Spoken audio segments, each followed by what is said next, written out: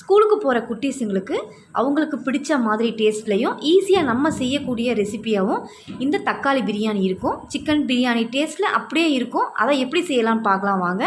நம்ம இப்போ வீடியோக்குள்ளே போகலாம்.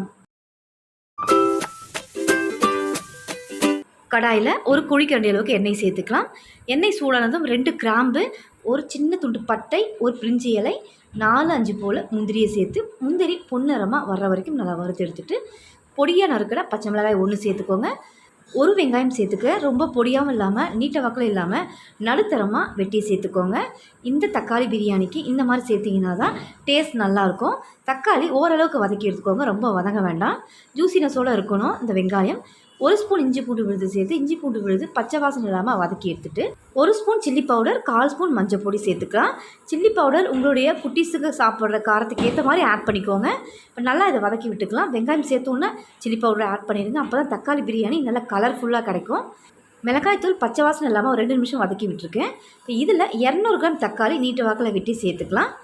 தக்காளி நல்ல குழைவாக வதக்கி எடுத்துக்கணும். தக்காளி தெரியவே கூடாது, அந்தளவுக்கு நல்ல குழைவாக வதக்கிக்கணும். அதுக்கு கொஞ்சமாக உப்பு சேர்த்துக்கலாம். அந்த மசாலா எல்லாம் சேர்த்ததுக்கு ஏற்ற மாதிரி உப்பு சேர்த்துக்கிறேன்.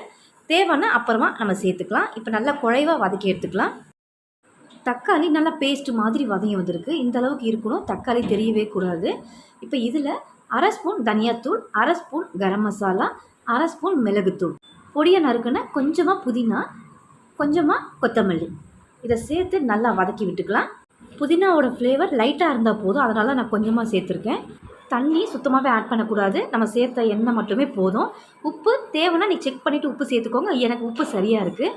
1/2 hour ஊற வச்ச பாஸ்மதி அரிசியில் கொஞ்சமாக உப்பு சேர்த்து பொழுன்னு வடித்து எடுத்துருக்கேன். இன்றைக்கி நான் செய்கிற தக்காளி பிரியாணி 2 பேர் சாப்பிடக்கூடிய அளவுக்கு சரியாக இருக்கும். வடித்து வச்ச சாதத்தை இதில் சேர்த்துக்கலாம். கட்டைக்கரண்டி யூஸ் பண்ணி மிக்ஸ் பண்ணுங்கள், சில்வர் கரண்டி வேண்டாம்.